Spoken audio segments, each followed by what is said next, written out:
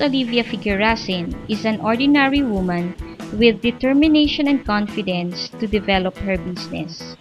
Her personal and business trials taught her to be strong. She's a mother of few words but many stories to tell. Napakahalaga po ng edukasyon sa isang mga bata. Kasi po, sa isang mahirap lang na katulad namin, wala po kaming maipapamana kundi po ang edukasyon lang sa aming mga anak. Na gusto po namin mabigyan sila ng magandang kinabukasan para po tumanda man kami mag-asawa, sila po ay maging stable ang kanilang mga job. Olive is active in her community. With her priority of education, she was elected as president of the Parents and Teachers Association. Wanting to reach farther to her community, she became involved in the local government's Clean and Green program.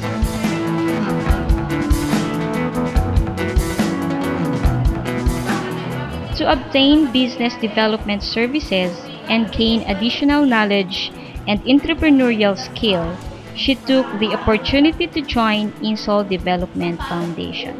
Isa rin po ako sa INSOL na nagtitraining. Ngayon po ako po ay na-elect bilang isang secretary.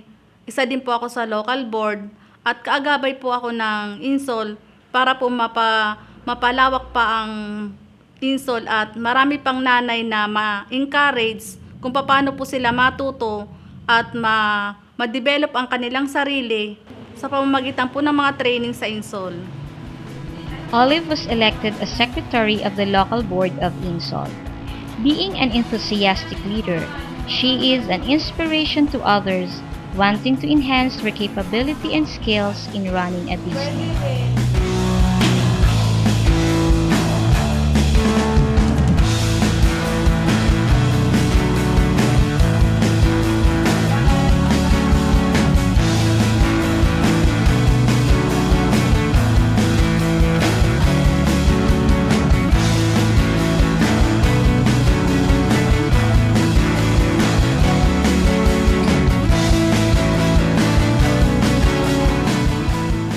Being a rigid and passionate entrepreneur, Olive values the training from INSOL.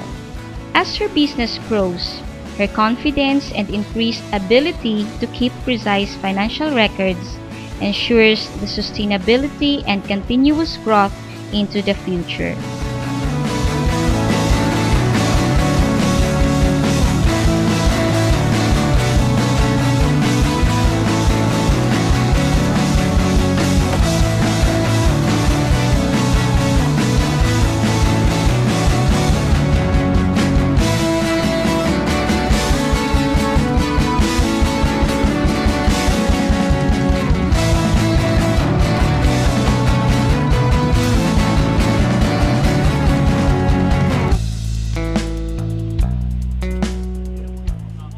As her customer base expands and seeing the need to increase her stock, Olive is also making plans to renovate and enlarge her shop as well as employ additional staff. Pinaplano ko rin po yun. Pero sa ngayon po, mayroon po akong isang nag-employed sa tindahan namin. Kamag-anak po siya ng mister ko na may salary po siya sa araw-araw ng 100 pesos.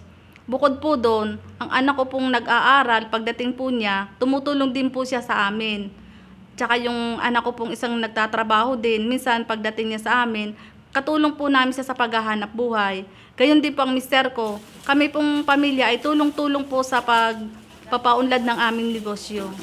Being a family-oriented woman, she feels privileged to have the support of her family and to see them actively involved in the business.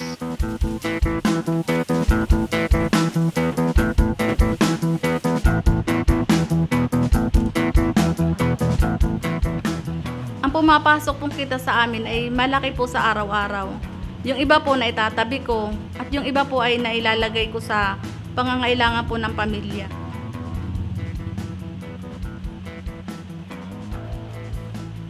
Sa pamamagitan po ng cash flow, akin pong naitatala ang aking pinamili sa araw-araw. Ang lahat po ng pumapasok ay itinatala ko po, lahat ng lumalabas ay ibinabawas ko po doon sa sa aking benta, at nalalaman ko po kung pagkano po yung natitira sa amin. At kung marami po ang natitira, doon po ako nag-iipon ng para sa kinabukasan ng aming pamilya. Sa pautang po, minsan po hindi talaga may iwasan yun. Ang sinasabi ko na lang po sa isang customer, ginagawa ko po siyang kaibigan.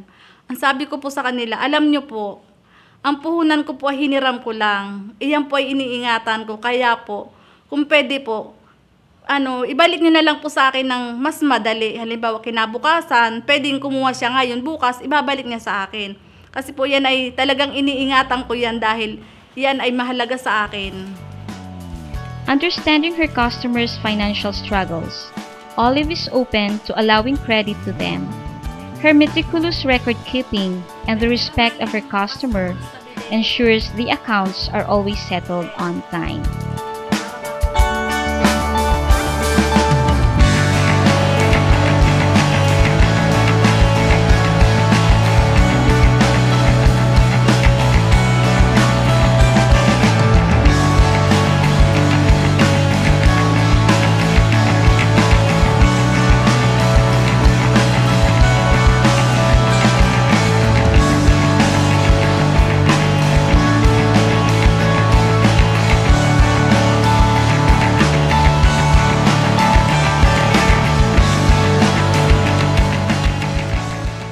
For Olive and her family, the future is bright. Her passion and hard work has put them on the road to success, and her simple but sincere contribution to her community has made an impact felt by all.